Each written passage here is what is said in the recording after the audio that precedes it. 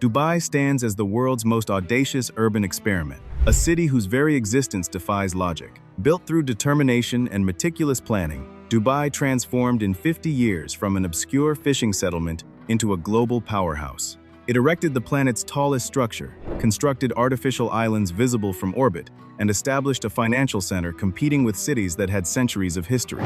The force behind this transformation is a single dynasty marked by calculated ambition and relentless execution. The Maktoum family. They converted an unforgiving landscape into an empire rising from desert sands. Prior to the 1800s, Dubai existed only as an unnamed cluster of fishing huts perched at the desert's edge. Existence depended on dates, fish, and whatever the tides provided. The Bani Yas tribe governed a loose confederation from the Liwa oasis to the south. Two branches held influence.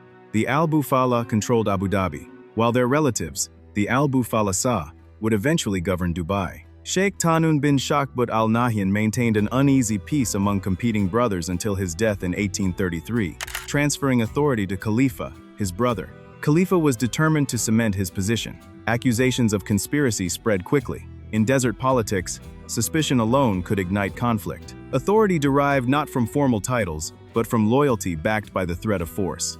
Every kinsman represented a potential challenger when Khalifa assumed control.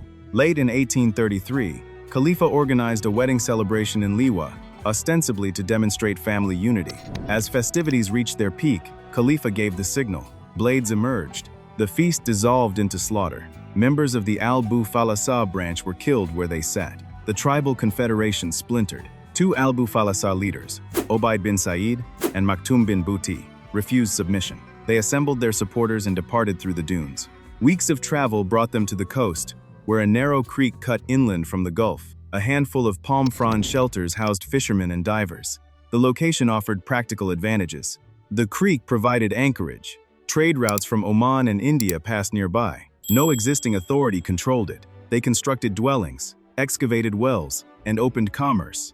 The settlement acquired a name, Dubai. The British East India Company represented the dominant regional force. Throughout the early 1800s, Britain consolidated control over India and required secure passage through the Arabian Gulf. The coastal region contained numerous small ports, tribal authorities, and competing sheikdoms. Britain sought one thing: guaranteed safe transit for vessels bound to India. In 1819, Britain dispatched naval forces from India. The attack on Ras Al Khaimah destroyed the Qawasim fleet and transmitted an unambiguous warning: opposition meant destruction. For Maktoum bin Buti and Obaid bin Said, the lesson was clear: challenging British naval power was suicide. In 1820, regional rulers signed the General Maritime Treaty with Britain, eliminating piracy and transferring foreign affairs authority to London. For Dubai, the treaty provided security. Under British protection, the small anchorage began drawing merchants. The Maktoum rulers governed modestly, settling disputes, collecting limited trader fees, and permitting commercial freedom. By the late 1800s, Dubai operated as a minor but dependable port sustained by pearling, fishing, and limited trade. Wealth flowed toward larger ports while the existing structure could not adapt. Sheikh Maktoum bin Hashir, born approximately in 1878, descended from Maktoum bin Buti. From childhood, he absorbed merchant discussions about margins and routes. After his father's death, Maktoum assumed authority. Dubai remained small and impoverished. Sheikh Maktoum recognized that commercial activity represented survival. In 1894, he issued a decree eliminating all customs duties. Merchants, particularly Persians escaping heavy taxation, arrived in increasing numbers. Markets in Deira and Bur Dubai expanded. Dubai became a commercial draw. Persian merchants from Bastak constructed al-Bastakiya, importing architectural styles and trade connections. Pearling began modestly in the late 1800s as fishermen pursued oysters. The Gulf's warm, shallow waters suited pearl oysters perfectly. By the early 1900s, pearling formed Dubai's economic foundation. Across the globe, however, artificial pearl production was developing. In the early 1900s, Kokichi Mikimoto perfected artificial pearl cultivation.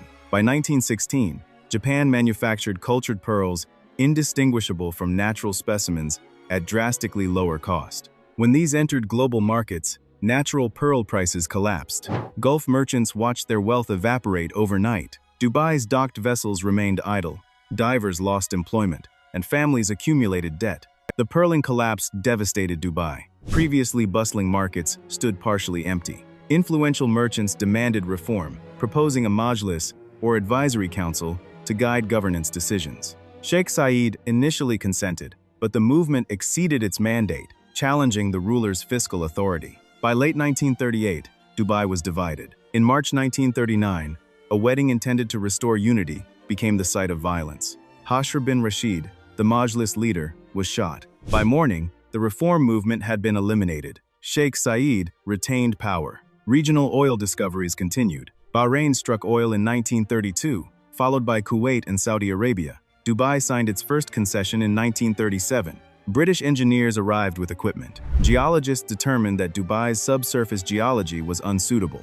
1940 test drilling produced only brackish water. By the mid-1940s, Dubai had missed the oil boom entirely. Despite this setback, Dubai's trajectory would shift. Sheikh Rashid bin Saeed Al Maktoum, born in 1912, grew up observing commerce along the creek and hearing accounts of Pearl-era fortunes. Quiet and analytical from youth, he assumed increasing responsibilities as his father's health declined in the late 1930s. When his father died in 1958, Rashid took authority with controlled confidence. By the late 1950s, Sheikh Rashid confronted a critical problem. Dubai Creek, the commercial lifeline, was accumulating sediment. Large vessels could no longer enter, forcing cargo transfers at Bahrain or Kuwait. Merchants warned that creek closure meant economic collapse. In 1959, Rashid initiated the dredging operation. Without oil revenue or substantial reserves, Rashid borrowed £400,000 from Kuwait. The project required 2 years to remove thousands of tons of accumulated sediment. Upon completion, the channel accommodated large commercial vessels docking at the city center. Results were immediate. Commerce revived, merchants returned, and vessels queued for berths.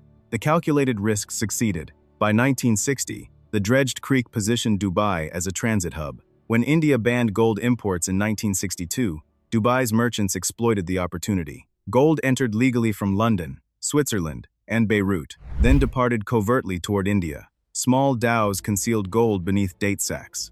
By the late 1960s, Dubai earned recognition as the city of gold. Estimates placed annual gold transit between 100 and 200 tons. British imperial contraction accelerated in the late 1960s. Britain's 1968 announcement committed to complete military withdrawal by 1971. Sheikh Zayed in Abu Dhabi responded quickly, contacting Sheikh Rashid. In February 1968, they met in the desert and agreed to federation. On December 2, 1971, the United Arab Emirates was formed. Sheikh Zayed became president. Sheikh Rashid assumed vice presidency and prime ministerial duties. Dubai's decades-long oil surge continued while neighboring territories prospered. Sheikh Rashid persisted. In 1966, Dubai contracted Continental Oil Company for renewed exploration. Survey vessels targeted the offshore Fateh field. In September 1966, drilling finally struck oil. Production commenced 2 years later. 1969 saw the first crude shipment departing Fateh Field for Japan. Fateh Field exports beginning in 1969 provided approximately $30 million annually to Sheikh Rashid's treasury. Infrastructure followed: roads, schools, utilities, and housing. The skyline transitioned from sand to construction. Sheikh Rashid moved rapidly. 1972 initiated Port Rashid construction, Dubai's first deepwater facility. Opening in 1976 with 5 berths, it expanded to 35. The World Trade Center project, a 39-story tower completed in 1978, became the Middle East's tallest structure. In 1979, Rashid launched Jebel Ali Port construction, 35 kilometers southwest. Completed in 1985, with 67 berths and extensive industrial zones, it positioned Dubai beyond emirate status into metropolitan standing. Oil fueled growth, but vision directed it. Sheikh Rashid understood oil's temporary nature while recognizing trade's permanence. By the mid-1980s, Sheikh Rashid's declining health elevated a new strategist. Sheikh Mohammed bin Rashid Al Maktoum, third son and defense minister since 1971, recognized that oil revenues were plateauing and transformation was required. In 1985, the Jebel Ali Free Zone materialized, unprecedented for the Middle East.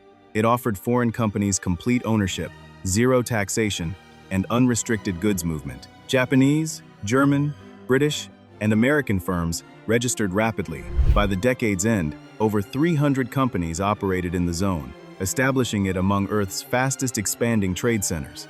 Sheikh Rashid bin Saeed Al Maktoum's deteriorating health led to his death on October 7, 1990, at 78. His eldest son, Sheikh Maktoum bin Rashid Al Maktoum, became ruler. His younger brother, Sheikh Mohammed bin Rashid Al Maktoum, defense minister and Jebel Ali architect, advanced as Dubai's primary strategist. Following Sheikh Rashid's 1990 death, Sheikh Mohammed positioned Dubai for global status. The skyline transformed. Burj Al Arab, completed in 1999, rose sail-like from the coast. Emirates airline expanded continentally. 2002 brought Sheikh Mohammed's Palm Jumeirah announcement, the planet's largest artificial island. Dubai International Financial Center opened in 2004. Dubai Mall, Burj Khalifa, and downtown Dubai commenced construction. By 2008, Dubai symbolized 21st century expansion, sustained by massive government entity debt, including Dubai World. Lehman Brothers September 2008, failure froze credit markets.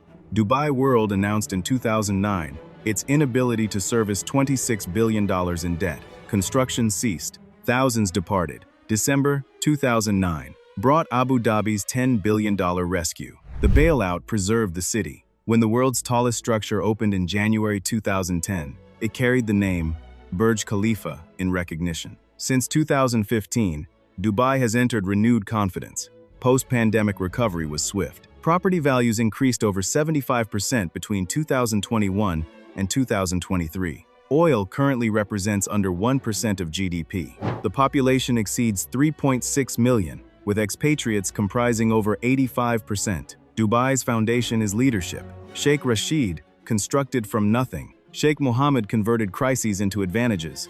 Each generation treated constraints as frameworks rather than barriers. That combination of discipline and calculated risk transformed a minor emirate into a global influence.